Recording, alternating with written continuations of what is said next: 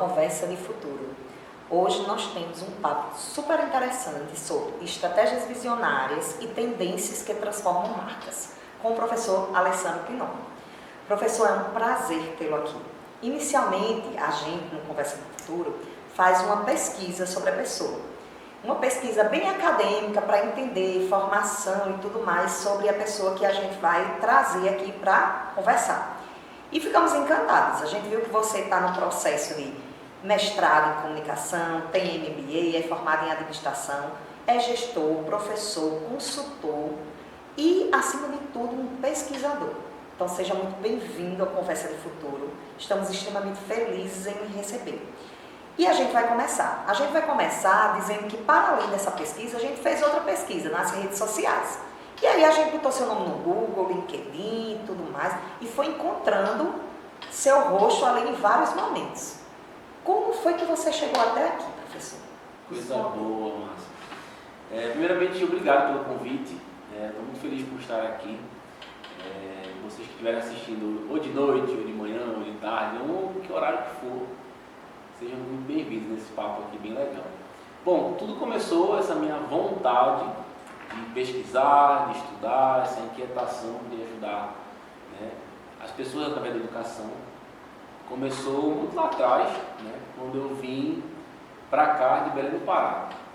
Eu sou nascido em Belém do Pará, sou paraense, mas a gente morou muito tempo em Macapá, no Amapá, né, no extremo norte do país.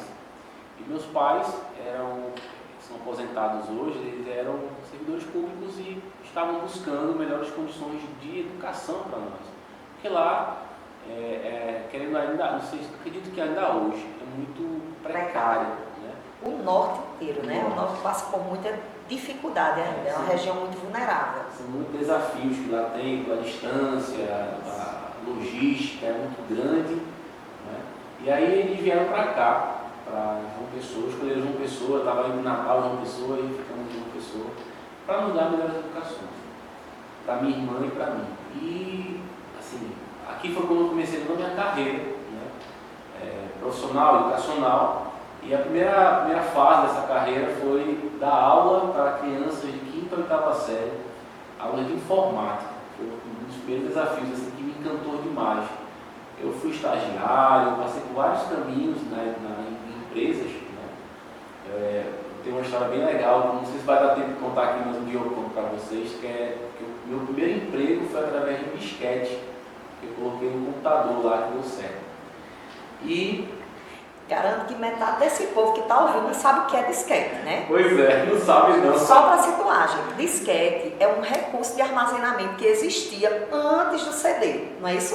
Né? Exatamente, e hoje está na nuvem já. Está na nuvem, nem CD existe mais, né? A gente não tem mais nem como ver alguma coisa que está no CD, imagina. Pois é. E aí, eu digo, rapaz, eu preciso, eu gosto muito de ensinar as pessoas. Eu tive essa oportunidade de ir para um colégio, para uma escola, e dar aula para crianças que já estavam sério. O meu pai sempre teve condição de me dar computadores na época, e a minha diversão era... Isso é um luxo. A minha diversão era desmontar e montar os computadores. Misericórdia, tu montava sem sobrar peça, porque o difícil é isso. Tinha um amigo meu que a gente ficava brincando, e não existia curso de informática, existia o Telecurso 2000. E aí a gente ficava brincando de montar um computador para aprender mesmo. Então eu posso dizer que seu processo criativo foi sempre. Porque eu ia lhe perguntar, foi a docência ou o processo criativo? Mas eu já estou vendo aí que na hora de ensinar, o processo criativo já existia dentro de você. Existia, acho que eu não nasci 7 meses não, mas eu sempre fui muito inquieto, muito inquieto, assim, de querer resolver as coisas, de querer facilitar as coisas para as pessoas. Né? Tanto é que esse negócio do disquete que eu falei, foi um pouco isso, de facilitar a vida de um dono de uma empresa que estava com um problema, e eu ali como estagiário, resolvi o problema dele do computador, que só tinha um computador na empresa, e acabou que eu consegui um emprego. Eu já ia dizer, virou, né? CLT do lugar. Com 19 anos de idade, foi a primeira carteira de trabalho, eu nem tinha carteira de trabalho, saí de lá assim, pulando de alegria, não sabia nem que era isso. E foi minha primeira CLT, foi ali. E aí, na escola, eu digo, irmão, é isso que eu quero fazer na minha vida, eu quero ir para esse caminho aí de educação. Né? E acaba que eu trago também uma carga de conhecimento também empresarial, que eu sempre me formei em administração de empresas, né? Aqui pelo Uniesp, turma é antigo IESP. A gente chegou ainda a vir para esse campus novo, foi o último ano da gente, foi nesse campus novo. A gente começou num prédio alugado lá na praia. Bem pequenininho, eu lembro. Bem pequenininho. E aí, a partir dali, eu digo, não, é isso que eu quero para a minha vida, trabalhar a parte administrativa das empresas, né, nas empresas, e também a parte educacional. Então, para onde eu ia trabalhar, eu sempre ia com essa vontade de querer transformar as pessoas através da educação. E a partir daí, eu fui fazer, né, especializações, fiz uma especialização em metodologia de ensino superior para poder dar aula, né, para nível superior. A gente percebeu quando a gente estava pesquisando sobre você que estava o tempo todo ali o pinão do mercado, mas acima de tudo o pesquisador, a pessoa voltada para a ciência, a pessoa preocupada em como é que eu vou dar aula para o ensino superior, né? Então, muito antes de entrar no mestrado, que é o caminho que muita gente faz, você tem uma preocupação preliminar, que era aquela preocupação de como é que eu vou legitimar minha sala de aula, que foi uma coisa que encantou muito a gente quando a gente estava lendo sobre você. Exatamente. Eu nunca desassociei mercado de educação, mercado de academia, mercado de escola.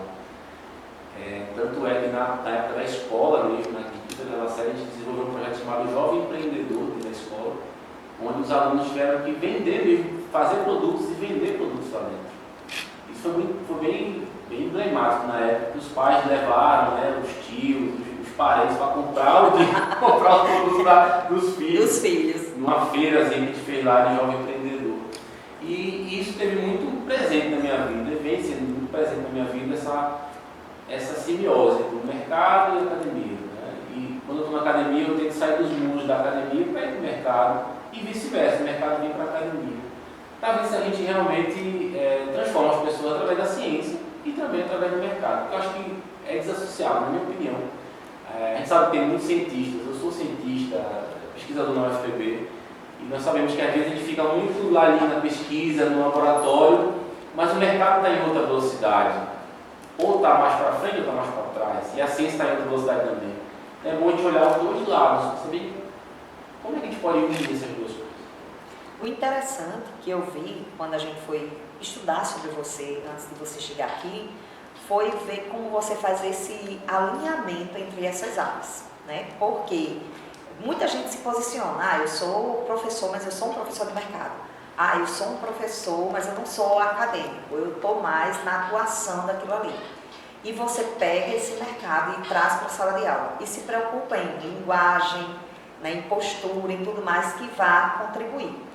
Quando a gente pensa em sala de aula, quando você pensa em sala de aula, qual foi o projeto que mais te marcou na sala de aula e que envolve esse conhecimento de mercado e sala de aula? Maravilha, tem vários, olha que Maria. São vários. É difícil, né? Então. É difícil escolher um filho, né, quando nasce. Então, tivemos vários, assim. Eu acho que posso falar alguns de algumas áreas diferentes. Como eu percorro ali na administração, e dentro da administração tem marketing, tem comunicação e publicidade, né? Design. E projetos que eu gosto de bastante, que me marcou muito, foram projetos que a gente consegue levar esse desenvolvimento científico para fora.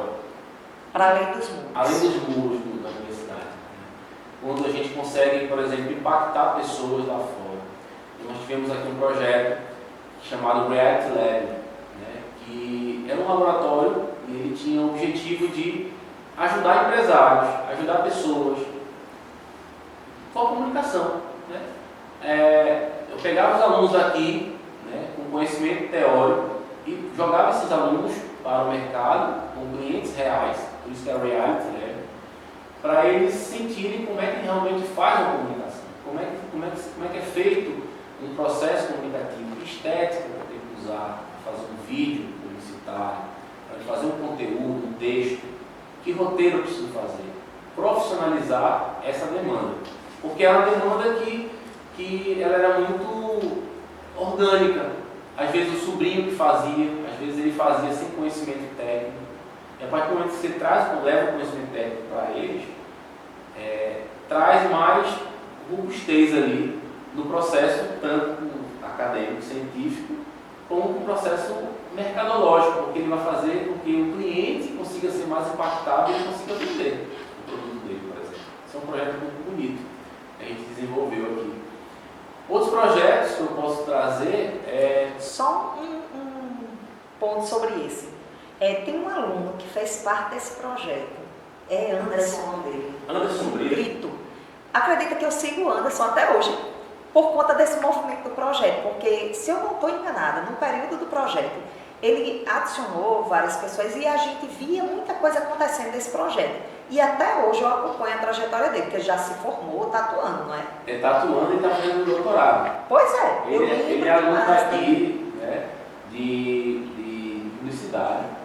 E ele saiu daqui, foi fazer um mestrado em comunicação, o mesmo mestrado que eu estou fazendo, e já está no doutorado. Pois é, e ele é fruto desse projeto. Isso. Ele nasceu daqui e, assim, e é um menino assim, formidável nesse processo, nessa busca, né, da ciência, nessa busca também dessa união do mercado com a academia. Então ele foi fruto desse projeto, como teve outros frutos também, que nasceram daqui e que hoje estão no mercado, ou estão trilhando, né, a parte educacional. Até porque esse projeto tinha também um viés educacional. Sim. Em que sentido? Os alunos que eu percebia que tinham vontade de ser educadores, serem professores, eu pegava na mão e dizia, vamos aqui, deixa eu te mostrar aqui alguns métodos que dá para você usar em sala de aula. Como é que você pode fazer isso? Hoje eu faço mentoria com estudantes que querem ser professores, querem dar melhor uma palestra. Né? Isso tem tudo a ver com a educação e com a comunicação. E aí eu tento ajudar essas pessoas nesse processo.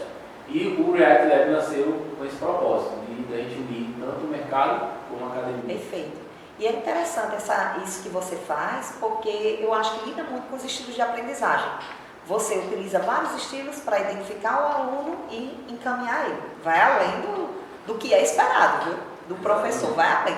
Acaba atuando em pesquisa, ensino e extensão ao mesmo tempo. Isso. Pensando na sua trajetória até agora, né? Um pouco de tudo que você trouxe aí, já foi muita coisa.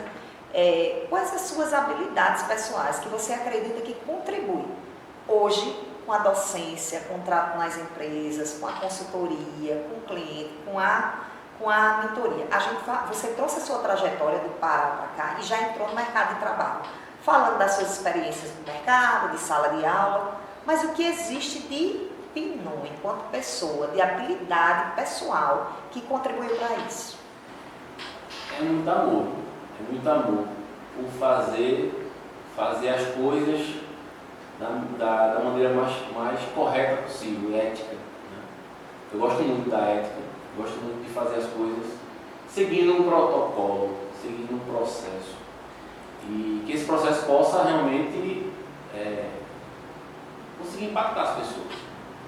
E Pinon, Maria, fala da gente é tão difícil, mas vou tentar. Sabe que talvez seja porque a gente se confunde muito com o que a gente faz. Né? Pinon acaba sendo, amor, né? Pinon acaba sendo aquela pessoa da comunicação, do marketing, de publicidade. Esses dias que a gente estava te aguardando, e aí a gente ficou olhando teu LinkedIn, olhando teu Instagram, né? Vendo você sempre ali falando sobre marketing, sempre trazendo uma leitura diferente. Então, é aquela pessoa que está ali, tão envolvida a questão de Pinon pessoa com Pinon trabalho, que é difícil tirar ele. É verdade. E aí uma coisa que eu posso trazer de mim do coração assim, é tentar levar a transpiração mesmo para as pessoas conseguirem transpirar o melhor que ela possa ser na posição que ela tem. Tem uma aluna que ela fala, muitas coisas que eu falo que dá para tirar, né, leite de pedra, e ela diz assim, professor, eu fico bem. Ela fala, eu fico encantado, assim, como o senhor consegue tirar leite de pedra no sentido de pegar uma coisa que deu errado e conseguir transformar isso que deu errado. Eu digo, porque a gente pode trazer coisas negativas, o que foi que ali que deu errado, que eu posso trazer isso como positivo. Porque a partir do momento que a gente erra, a gente vê algo que deu errado, é uma oportunidade de a gente acertar depois. Então, é muito essa busca assim, de as pessoas transpirarem melhor e serem felizes naquilo que elas querem ser, da maneira que ela quer ser. Né? Buscando, lógico, um propósito de vida. Acho que se você fizer por dinheiro, o dinheiro não pode ser o fim, precisa ser um meio. Perfeito.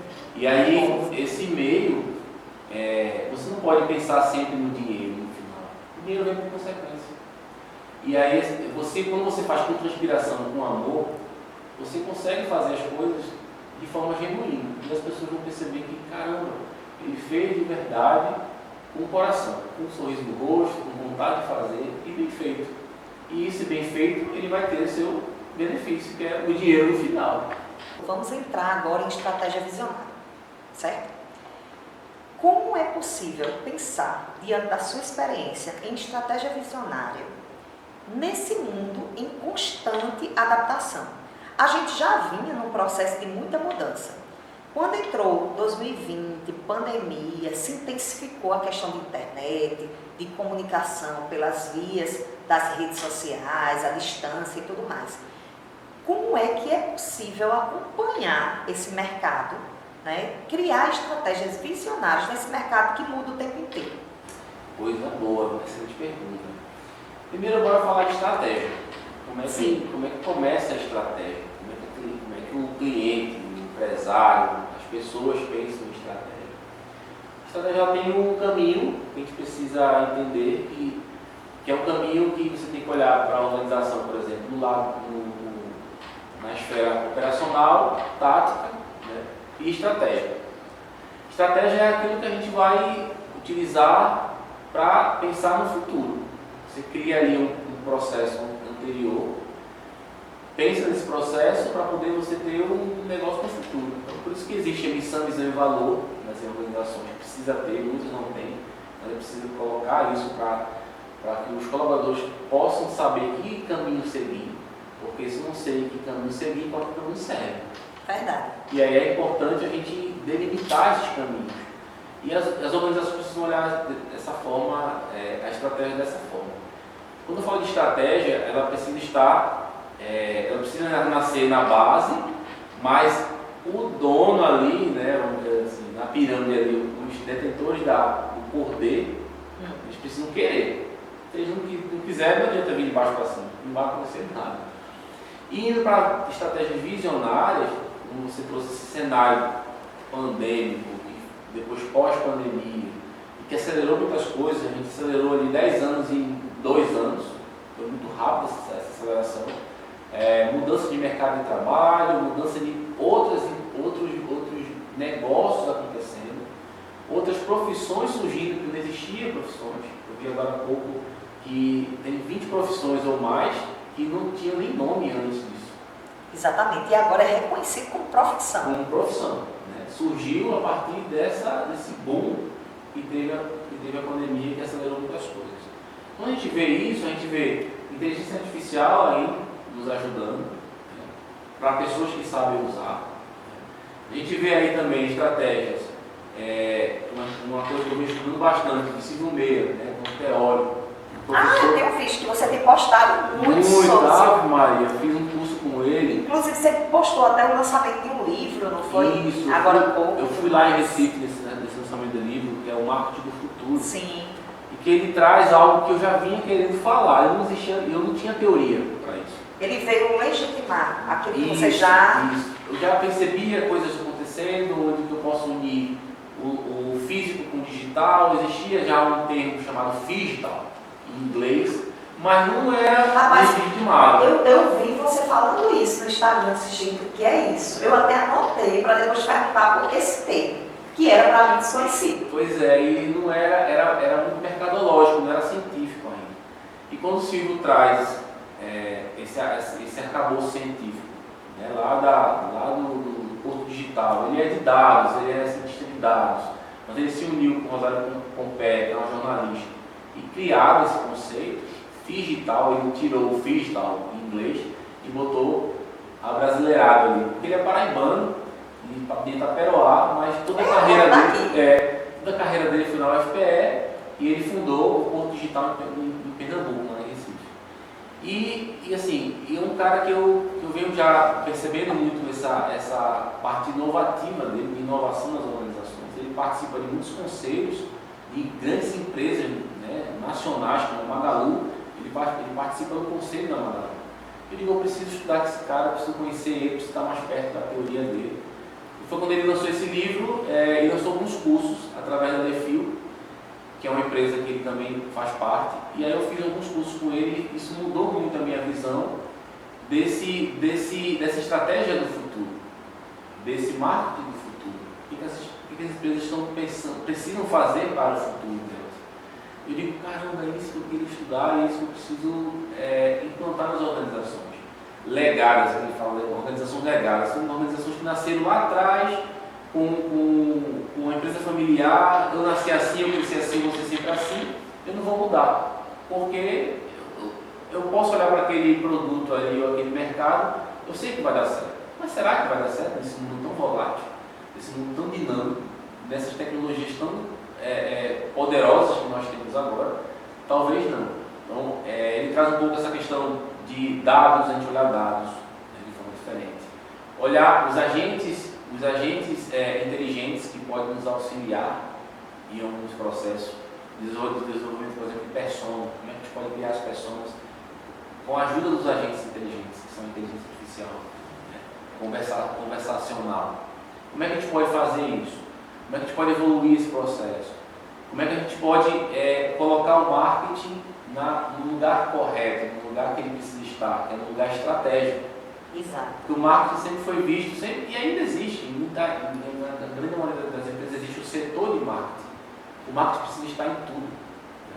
Então é um pouco isso que ele preconiza e que traz com muita robustez, até com, por exemplo, com a chancela que é o dito pai do marketing, Philip Kotler, leu o livro dele e trouxe ali um endosso, dizendo assim, olha, o livro que vocês escreveram faz sentido e sigam. Então, o Philip Kotler viu isso e logo depois de um mês de lançamento do livro de Silvio Meira, junto com Rosário Pompeia, o Kotler lança um livro, o 828, de humano para humano.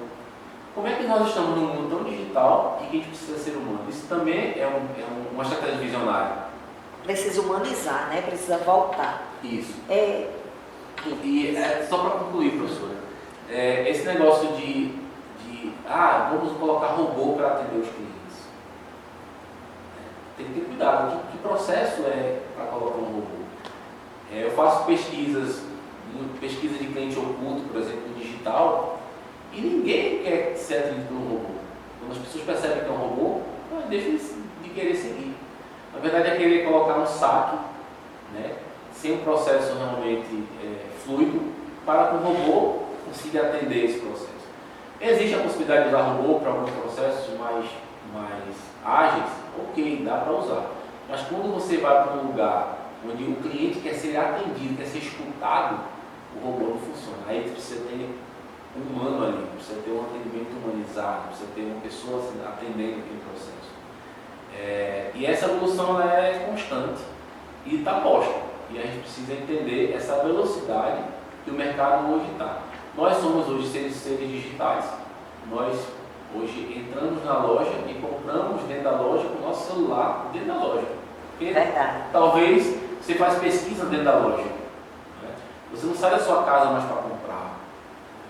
E isso vem mudando drasticamente o mercado. Né?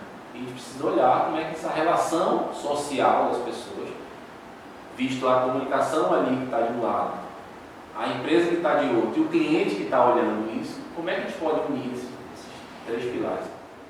A gente teve um outro momento aqui no Conversa do Futuro, o professor Juan Apolinário, que falou sobre tecnologia e falou sobre IA generativa, tipo ChatGPT, entre outros que ele citou. E isso que você disse é muito profundo, e ele tocou nesse assunto também, da necessidade da subjetividade humana, né? Que não é possível essa substituição. Mas a gente vê que, por outro lado, cada vez mais a tecnologia tenta humanizar, né? Tenta transformar, tenta fazer com que você olhe e ache e acredite que é uma pessoa, digamos assim, mesmo que seja um robô, tenha o máximo de características possíveis nossa. A gente avançou muito, né? Da inteligência artificial, como você falou, a Big Data, entre outros avanços tecnológicos. Quando a gente pensa em estratégia visionária, que você disse assim, uma pessoa não quer ser atendida por um robô, né? Mas essas tecnologias, em termos de criação, elas contribuem com a elaboração de estratégias visionárias? Demais, demais. Elas vêm para não só contribuir, vêm para acelerar processos. Então, por exemplo, profissionais que passavam mais tempo para desenvolver um roteiro, por exemplo, eles ganham velocidade para produzir mais roteiros, né? Óbvio que eles precisam intervir em algum momento, porque a inteligência artificial também erra. Sim. Porque o processo de funcional da inteligência artificial, ela tem um big data ali, tem um monte de dados, que ela pega aqueles dados ali e a partir de uma pergunta que você fez, ela vai te entregar aqueles dados, aquela resposta baseada em dados. Mas se aqueles dados estiverem errados, ela vai te dar uma resposta errada. E é onde entra a intervenção humana. Você precisa, enquanto ser social, né, que é detentor do conhecimento, você precisa olhar o que a resposta deu ali para ver se faz sentido. Sim. E corrigir se precisar. E seguir. Mas ela veio para realmente amplificar muita coisa e acelerar muita coisa para nos ajudar. Não vai substituir, mas vai nos ajudar a ser seres mais produtivos, na minha opinião. Entendi. Você falou agora há pouco sobre a questão das empresas, né? A gente vê que existe, aqui na nossa região, né, quando a gente pensa Paraíba, a gente tem muita empresa, como você falou um momento atrás, familiar, né? Então, é uma empresa familiar, geralmente é criada pelo pai, né? A ideia do chefe de família, e a esposa está ali envolvida, e os filhos entram, contribuem com aquilo ali. Depois, o pai, ele vai deixando a cargo dos filhos, e as empresas vão crescendo e tomando outra proporção, né?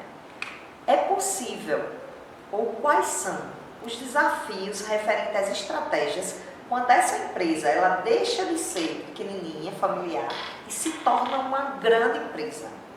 Como é que lida, como é que é isso? Porque uma coisa é você pensar uma estratégia para uma empresa pequena, né? Que tem 2 funcionários, 3 funcionários, 10 funcionários, mas quando tem 300, quando tem 1000, quando se torna uma multinacional, quais são os desafios para se criar estratégias que dê visibilidade quando ela já está assim? Maravilha. Os desafios são grandes, porque a mudança ela precisa ser cultural. Cultural em que sentido? O pai de família vai estar sempre ali e ele acha que ele é centralizador de tudo. Exatamente. Então, como é que descentraliza? Profissionalizando, delegando, colocando profissionais capacitados para as áreas estratégicas da empresa. Mas, normalmente, as áreas estratégicas elas são permeadas pelos filhos do dono. Exatamente. Ou pelos donos. E é um cabo que fica ali naquele mundinho. No mundo a empresa cresceu tanto, mas ainda continua com a cabeça pequena. Cresceu tanto, mas continua ainda com a cabeça muito pequena e informal. Então os processos são informais mesmo sendo uma empresa muito grande. Nós precisamos melhorar esses processos. E como é que eu melhoro esses processos? Colocando profissionais capacitados e criando projetos. Eu gosto muito da pedagogia de projetos. Projetos e branding são 2 pilares que eu acho bem interessantes, que pode ser um ponto de partida para a mudança dessas organizações legadas. Organizações legadas no sentido que o pai da família ainda está lá, a empresa é muito familiar, e aquela coisa, não quer uma família. Ok, pode ser uma família, mas precisa ser uma família profissional, porque o mercado ele quer atendimento profissional. Ele quer comprar um negócio no site que chegue amanhã na casa dele. Então, para chegar amanhã na casa dele, tem vários processos ali, que tem logística, tem operações, tem muita coisa. Interação com o cliente. E isso precisa estar bem amarradinho. Como é que eu consigo amarrar se não tem um processo? Como é que eu consigo amarrar se não tem um branding? Quando eu falo branding, não é a marca que eu vejo, é o que está por trás da marca. É a promessa que ela quer te entregar. Se ela diz que vai te entregar amanhã, Se não entregar amanhã, você está quebrando a promessa dela de marca. Geralmente, quando as empresas familiares elas são criadas, elas têm uma essência, um valor, né? Que é muito intrínseco. Não é uma coisa assim, vou criar uma empresa, essa é a missão, esse é o valor. Não. Ela tem um valor que faz parte do processo de construção dela. Quando ela se torna uma multi, ela consegue preservar isso? Consegue e precisa preservar. Você tem exemplos de empresas que você poderia apontar que nasceu de uma lógica pequena e preserva a essência dela mesmo se tornando grande? Eu posso falar, por exemplo, existe um player muito famoso, né, aqui no Brasil, que é a Magalu. Nasceu lá no interior de São Paulo, com a tia da Luísa, e hoje é uma gigante no processo mercadológico, né, e de e-commerce, de loja, enfim. É um exemplo muito bacana. Tem outro exemplo mais mundial, né, que é a Coca-Cola. A Coca-Cola é familiar. Não sabia. Não sabia, para mim é surpresa. É familiar. E nasceu lá atrás, há muitos milhões de anos atrás, mas nasceu numa família. Mas aí se profissionalizou, né?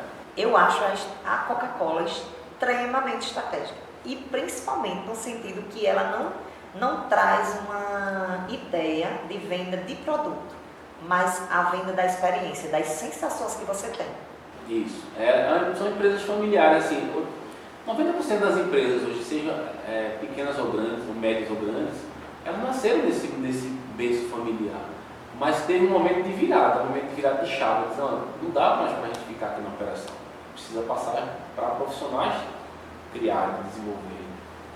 Porque a empresa precisa crescer, ela precisa aparecer. E a família não precisa aparecer. Perfeito. E aí, mas a essência está lá. Por exemplo, a fórmula da Coca-Cola não é desvendada. Que foi um acidente, que era um xarope, que virou a Coca-Cola através de um xarope, que era um remédio. E nasceu o refrigerante cola. Que não é Coca-Cola, é um refrigerante cola. Mas a gente é tão presente que a gente chama, me dá uma Coca, uma Coca-Cola. É verdade. Mas o nome do produto é um refrigerante cola. Perfeito. Que botaram o gás ali e virou um refrigerante. Que é igual a cajuína, que nós temos aqui acho que aqui no Nordeste. A cajuína nasceu desse mesmo processo. Era um xarope e botaram lá tem uma essência de caju e virou um refrigerante. Né? São Geraldo. Né? Cajuína São Geraldo. Que também veio de berço familiar. Né? Então tem vários cases de empresas que nasceram de uma família, mas que profissionalizaram e seguiram, né, na sua vida, e vem seguindo a sua vida. Mas na essência está lá, na família está, mas não pode ultrapassar numa linha muito tênue para e o profissional não ficar a família, mas não aparecer o profissional. Isso é o inverso. E começar a profissionalizar, porque os processos hoje que nós vivemos, o processo de mercado, o processo de pessoas também na organização está muito volátil. Né? É difícil você trabalhar com gerações. Vai ter na organização, é bom ter geração Y, Z, todas as gerações estarem lá, é muito bom ter isso. Mas como é que eu vou gerir isso tudo se eu não tenho um processo bem formalizado, bem bacana de RH? Difícil. Perfeito, professor, sua fala. Vamos começar a encaminhar nossa conversa para a ideia de marca, consumidor.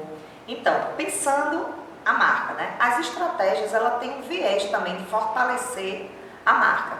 E você vem falando nessa nossa conversa o tempo todo das mudanças, de como é a importância de entender esse contexto social, de envolver essas estratégias nesse sentido. Por outro lado, eu, né, como uma pessoa que utiliza, que se alimenta, que consome marcas, produtos, espaços, tenho visto muito se falar em tendências do tipo sustentabilidade, personalização, tecnologia. No momento, o que é que você enxerga como tendência com relação às marcas? Experiência. As marcas precisam entregar experiências.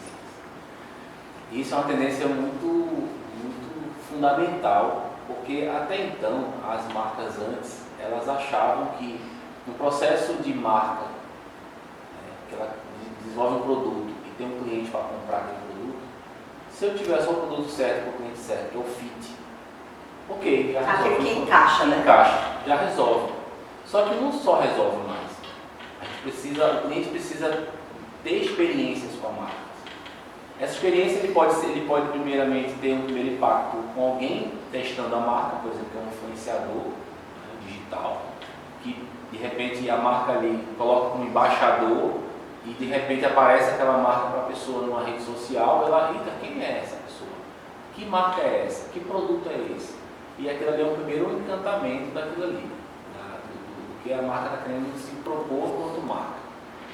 A partir dali, ela precisa gerar outras experiências, seja no mundo físico ou no mundo digital, que é aquele acrônimo digital. E a partir daí, ela vai ter um processo de gerar experiências fantásticas, né? Isso está dentro do livro de Silvio Meira também, no Rogério Pompeia. Essas experiências fantásticas precisam ser geradas a partir de diversos canais. Seja, como eu falei, seja no mundo físico, né? O vendedor precisa atender bem. E o atender bem já é o básico. Mas tem que extrapolar. É o que a gente espera, né? Isso, tem que extrapolar essa experiência do atender bem. O ambiente também tem que estar dentro desse processo. Existe um processo científico chamado lógica dominante do serviço, onde na loja ou onde tiver contato com o cliente, tudo precisa gerar serviço para melhor atender o cliente na sua experiência. A luz tem que estar ok. Eu acho que poucos lugares entendem isso, viu, professor? Isso. O cheiro tem que estar ok. As pessoas elas precisam estar ali de forma presente e de uma forma que possa atender o cliente de forma fantástica, como eu falei. Tudo tem que convergir para que o cliente tenha uma experiência fantástica, que não tenha fricções, que são travamentos dessa experiência. Quando a gente falou, quando você disse assim, falando da evolução e tudo mais, e falando agora da experiência do cliente, como é possível criar essa experiência que atinja ou que alcance a expectativa do consumidor? Porque o mercado está exigente, mas o consumidor também. Então, como é isso? Como é que essa empresa, esse espaço, ele pode fazer, como ele faz essa dinâmica? Pesquisa. Ele precisa entender quem é o cliente dele e o que é que ele vende. Por incrível que pareça, poucas empresas sabem o que vende. Às vezes ela diz assim, eu vendo chocolate. Vou dar um exemplo. Copenhague, ela vende chocolate ou vende outra coisa? O que tu acha, Márcia? Ai, Jesus. Copenhague. Quando você pensa em Copenhague? Eu penso em chocolate. Eu penso em chocolate. Sabe o que a Copenhague vende? Diz. Presente. Ai, eu estou chocada. O chocolate, por incrível que pareça, a embalagem é mais cara que o chocolate. Então o foco dela não é o chocolate. Não, ter uma experiência de presente. Quando você vai levar um presente para alguém que é da Copenhague. Isso é um conceito muito interessante. Nunca tinha parado para pensar nisso, não. Você vai levar um presente para alguém que você vai dar um presente. Sim. Você vai comprar um Copenhague para ela, um presente.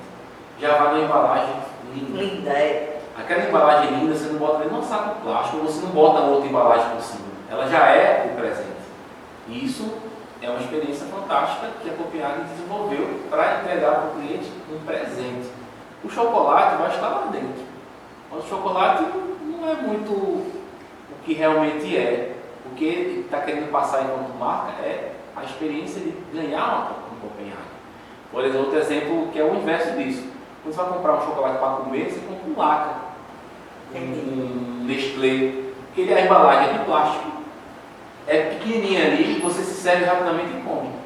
Você está interessado só no sabor daquele produto. Só no doce. Entendi. Não no presente. Entendeu? Não é como se a ideia de vender o sonho, né, o fascínio e tudo mais. Isso. Então, nesse sentido, qual é o papel do consumidor? Ele que determina isso? Baseado em pesquisa, sim. Antigamente, quem determinava era a empresa. A empresa, ela ditava as leis Sim. mercadológicas. eu tenho para te vender, só eu que tenho, e tu vai ter que comprar de mim. Hoje, todo mundo vende tudo, né? A concorrência é muito grande. Então, o mercado hoje, ele solicita as coisas. Os clientes solicitam as coisas. E se não tiver, precisa ser criadas essas coisas. Né? Existe, inclusive, lá na China, existe um processo que é muito diferente do que vive aqui, que lá na China e na Índia, o cliente está a fim de comprar essa caneca na cor preta. Só que não existe no mercado. Aí eles juntam um grupo de clientes, de repente 1000 pessoas começam a querer essa caneca preta. Aí essa empresa entende que existe um mercado consumidor. Sim. E ela vai fabricar a caneca preta baseada na tendência do mercado. O mercado quer comprar esse produto específico e só o cliente que disse que queria comprar. É um processo inverso. Isso é muito difícil para a gente implantar no Brasil. Mas lá na China já existe. Você tem ideia? No caso, China e Índia. China e Índia. Isso. Deixa eu entender outra coisa. Com relação a esses consumidores, né? Como as empresas escutam eles? Esse caso que você falou é um caso bem emblemático. A empresa foi lá, o cliente foi lá e disse que queria uma caneca preta. Mas, no geral, como é que a empresa faz essa pesquisa em termos de consumidor? Por que a minha pergunta? Porque, por exemplo, eu frequento alguns lugares, eu vou em alguns lugares, mas eu não lembro de participar de uma pesquisa de escuta dessa forma, para entender se aquilo ali está funcionando ou não. Boa. Tem algumas técnicas que a gente pode fazer. Uma delas é cliente oculto. Sim, você me falou isso, eu não entendi naquele momento. Cliente oculto, a empresa paga uma pessoa para ir na empresa lá e identificar se tem algum problema de processo entre cliente e empresa. E aí ela te dá, esse cliente oculto vai te dar dados dizendo assim, olha, meu atendimento não está bom, então com um problema ali que eu não estou conseguindo vender aquele produto. Isso é um tipo de pesquisa. O outro tipo de pesquisa que você pode desenvolver são pesquisas de tendências, baseadas em tendências que já existem, que já estão postas. Né? E uma outra que a gente usa muito na comunicação é desenvolvimento de personas. O que é personas? Personas é um cliente ideal. Você entende a tua marca, entende a tua marca, o que ela vende, como eu falei lá, a Copenhague entendeu o que é presente. Então ela desenha realmente falando o nome das pessoas, qual a idade que ela tem, qual é o estilo de vida dela, por que ela compra em Copenhague, de onde ela vem, o que ela faz, qual é a jornada de compra dela, ela vai no shopping, vai direto numa loja da Copenhague na rua, como é que ela faz isso? Isso é desenhado e hoje em dia a gente está usando de forma muito brilhante as inteligências artificiais para fazer isso, para ampliar e para ajudar, mudar e para fazer várias personas no decorrer de uma jornada. E aí, antigamente era feita uma pesquisa de pessoas, entender quem é um cliente ideal, e eu entendendo essa pessoa, eu vou fazer um processo de experiência fantástico para aquele cliente ideal. Ou seja, aquele cliente ideal ele configura-se um grupo de clientes que são meus clientes. Então, se eu fizer uma venda boa, uma experiência fantástica com aquele cliente, eu vou conseguir atingir um grupo maior de clientes, baseado naquela experiência única que eu desenvolvi através de uma persona. Isso é um processo que dá para fazer. Fiquei curiosíssima sobre isso. Se eu tenho essa ideia de quem é o meu consumidor, como você falou, eu tenho uma ideia, eu criei essa persona, eu consigo identificar. Como eu chego nele? Então, eu tenho ele, eu sei quem é esse público, eu acho que ele seria o público ideal para a minha marca, para o meu negócio, como eu alcanço ele, né? Quais são os caminhos? Por exemplo, eu posso usar curiosidades, eu posso usar o Instagram apenas. Qual o caminho para alcançar essa pessoa, esse consumidor? Vai depender dos dados que essa pessoa vai te entregar. Se a minha marca ela precisa de um contato humano dentro de uma loja física, eu preciso prover isso. Eu preciso criar uma estratégia para ela poder ir até a minha loja. Seja uma promoção, seja alguma comunicação que a pessoa vá até a empresa. É um processo. O outro pode ser o digital. Não, eu entendi que o meu cliente está no TikTok. Eu vou colocar conteúdo no TikTok e vou fazer posicionamentos, vou utilizar estratégia digital para o TikTok, Para para alcançar ele por aquilo ali. Né? Hoje em dia, inclusive, tem marcas que usam os influenciadores para conseguir isso. Né? E esses influenciadores já está mudando um pouco essa nomenclatura de influenciadores para creators. Mudou. Influenciador já está saindo de moda. Em que sentido? Jesus, eu não acompanho mais não. Em que sentido? O influenciador, a gente está até conhecendo um pouco dos bastidores, o influenciador é aquela pessoa que tem uma grande influência pelo seu caráter, a sua forma, a sua empatia e tal. Sua comunicação é muito boa, só que ele não tem base. Ele não tem a base de tudo. Essa superficialidade Isso. é visível. Ela é visível, ela é percebida já pelo mercado. Agora, se eu pego um creator, o creator é uma pessoa que vive aquele mundo, ela se especializa naquilo ali. Então, por exemplo, eu vou vender um produto numa cafeteira. Essa cafeteira eu vou vender para um especialista em café. Ele vai falar sobre essa cafeteira, ele enquanto especialista de café, que viveu o café há 10 anos estudando café. E eu comunico isso. Ou seja, ele é especialista naquele produto que eu estou comunicando. Ele é um criador de conteúdo, ele é um creator. Então, ele tem mais poder de convencimento do que o influenciador. O influenciador, muitas vezes, tem muita gente que vê, mas nem sempre as pessoas que vão enxergar vão acreditar no que ele fala. Você pode, como um influenciador muito grande, você pode chegar em muitos lugares e muitas pessoas, mas nem todo mundo vai conseguir converter. Então a gente pode dizer que existem 3 categorias: o comunicador, que quase não se usa mais o termo, né? O influenciador e o criador de conteúdo. E nesse caminho o influenciador está saindo porque ele não consegue legitimar o que ele fala. É um pouco isso.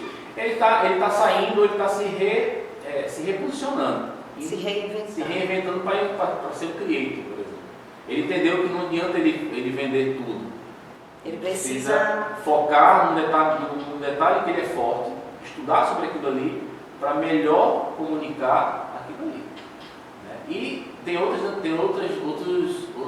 vieses, que é o nano, que existia o influenciador grandão, aí tem o nano influenciador, o micro influenciador. São influenciadores menores, eles não têm muitos seguidores, mas como ele é gente como a gente, ele alcança clientes ideais. É interessante. Focando nisso, nesse ponto de estudo, pegando esse gancho de estudo, o Conversa de Futuro, ele é ouvido, ele é visto muito por alunos, né? E o foco principal são os nossos alunos da EAD, alunos da instituição. Você tem um repertório enorme. Eu acho que a palavra de hoje, né, aqui da nossa conversa é repertório. Repertório no sentido de mercado, no sentido educacional, a experiência o tempo todo esteve na nossa conversa. Como um estudante de marketing, de publicidade, de comunicação, de produção publicitária, né, que está envolvido nesse processo criativo, ele pode construir, enquanto aluno já, começar agora, construindo o repertório dele. É possível? Como se constrói um repertório dentro dessa área? Que legal essa pergunta. Márcia, ele pode começar vivendo o mercado, né?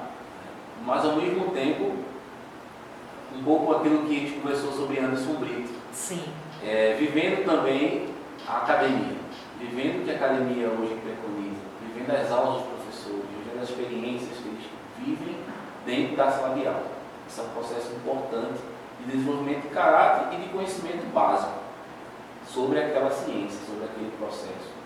A partir dali ele consegue aplicar isso no mercado e testar. Então, assim, o ponto de partida é eles podem também participarem de um projeto de pesquisa de extensão, que é um futuro bacana também, eles olharem como é que eu posso desenvolver um artigo científico baseado na ciência propriamente dita. É possível fazer aqui na instituição. Eu posso participar de um grupo de extensão, eu posso desenvolver na prática o que eu vejo na sala de aula, também é um ponto de partida. Então são vários pontos de partida que dependem muito dele. Entendi.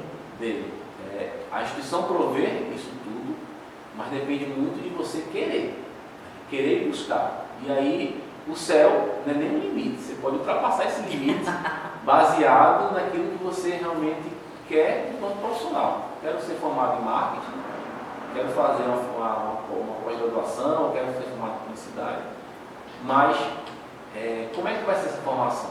Ela vai ter processo acadêmico, que é importantíssimo, e o processo mercadológico. Acho que essas duas coisas acho que é o X da questão.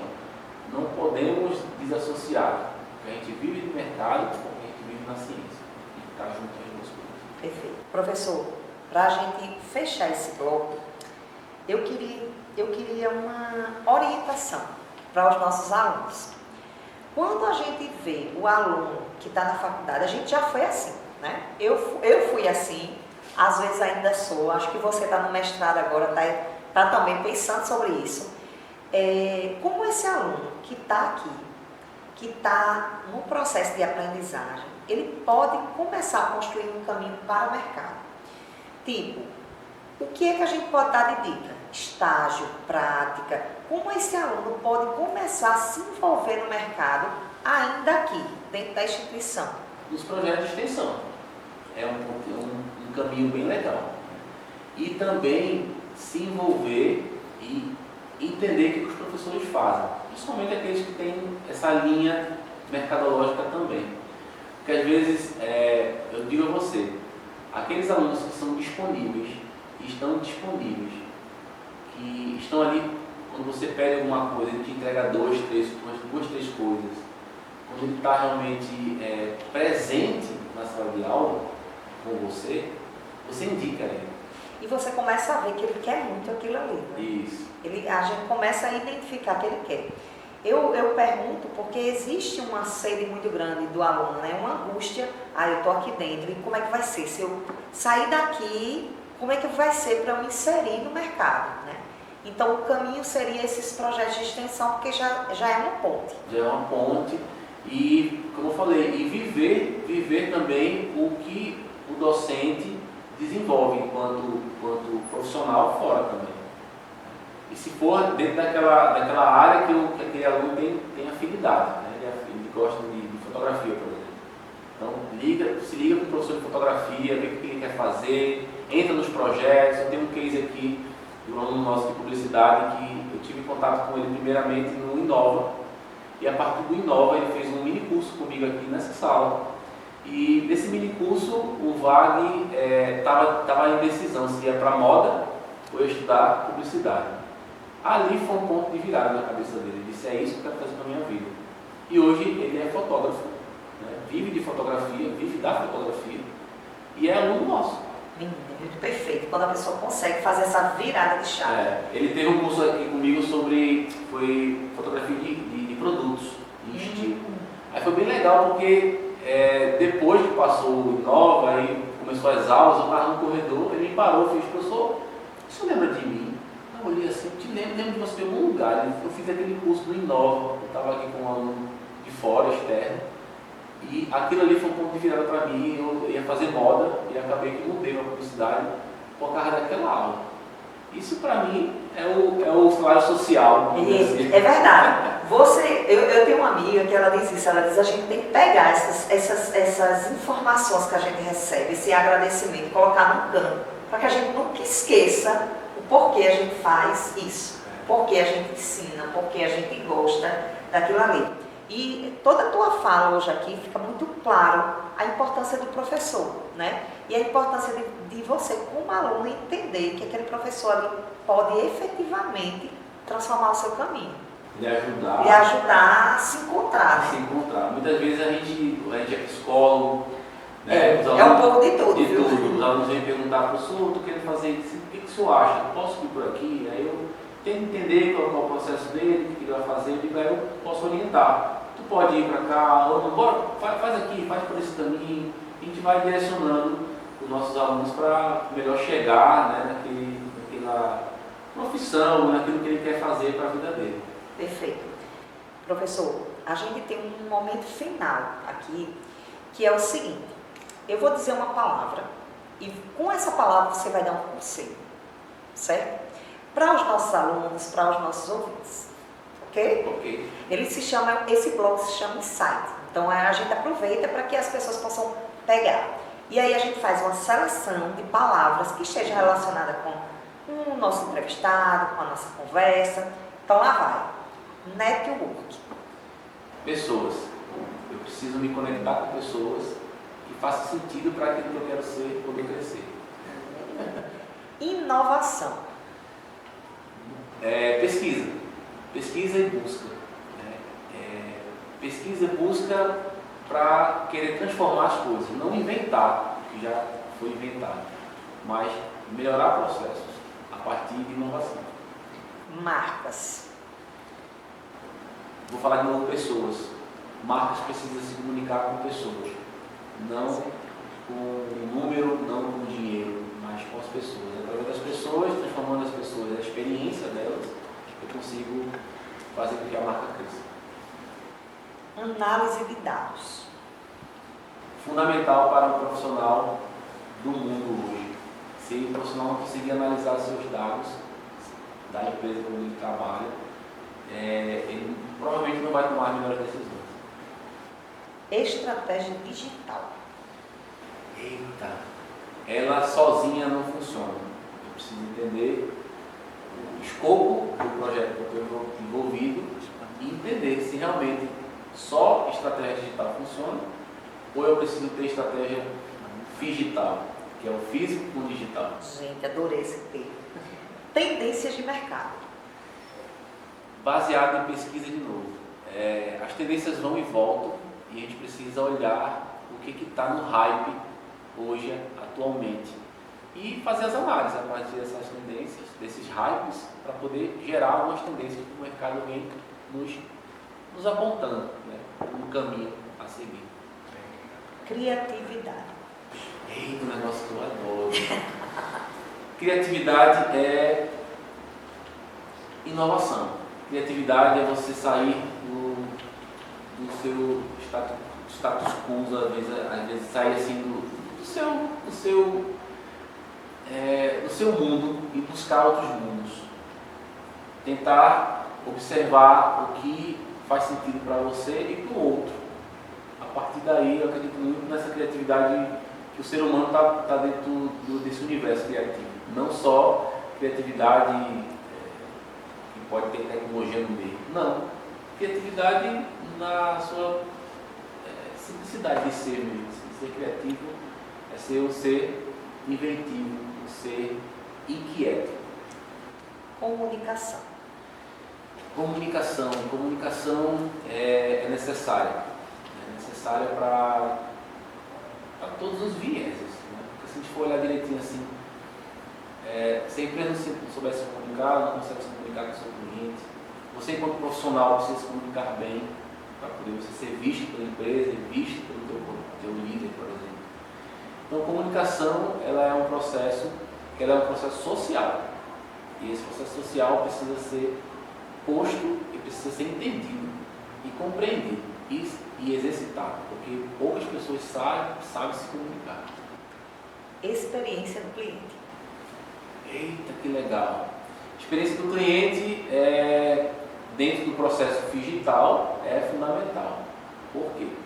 Porque essa experiência do cliente precisa ser fantástica. Fantástico é um nome, né, forte. E fantástico no sentido total dessa experiência do cliente. O cliente não pode ter fricções, não pode ter barreiras. Quando tem barreiras, ele começa a diminuir o encantamento pela marca. Para a gente encerrar, aprendizado contínuo. O que significa para você? Significa não parar por aqui, não parar de estudar. E significar aquilo que você estuda, colocar em prática. Dá sentido. Dá sentido, né? A aprendizagem significativa de Ozubel, ele fala exatamente um pouco sobre isso. E a gente precisa colocar o aprendizado, que ele tem um processo de ensino-aprendizagem, mas que ele precisa ser palpável, eu preciso tocar, eu preciso fazer, eu preciso realizar. E aí, quando eu realizo, essa aprendizagem é mais completa. Para a gente encerrar, existe uma frase que você leva para a vida inteira, que é importante para você, que é um fio condutor da sua vida? Existe, Márcia. Chama-se, não é nem uma frase, chama mais uma palavra, carpe diem. Viva a vida como se fosse o último dia da sua vida. Eita, professor, que esse tempo foi pouco, viu? Era para a gente poder conversar mais. Eu agradeço imensamente sua vinda. Foi excelente estar com você. O tempo foi pouco, perto do que a gente tem, mas a gente já deixou uma brechinha para vir outra vez. Vamos combinar? Para que você não esqueça da gente. Nós queremos lhe dar um presente. Eita, que Um mimo do Conversa de Futuro. Para que você não esqueça esse momento que você teve aqui, para saber o quanto foi importante obrigado. a sua conversa conosco. Olha, gente, que legal. Então, uma canequinha para tomar um chazinho, um cafezinho, uma aguinha e lembrar da gente. Linda, adorei. Queria agradecer a vocês, agradecer toda a equipe. Que projeto lindo, formidável, bonito, transformador e educacional. A gente poder trazer e levar para essas pessoas, né, conhecimento útil, conhecimento que transforma. Perfeito. Professor, a gente vai pegar todos os suas redes, seus contatos, para disponibilizar junto com esse momento de fala. Ok? O senhor disponibiliza para as pessoas lhe encontrarem, seus alunos lhe encontrarem. Com certeza. Perfeito. Muito obrigada, viu, professor? Obrigado, Márcia. Gente, nos acompanhem nas redes sociais, nós vamos disponibilizar os próximos episódios e uma excelente semana para todos vocês.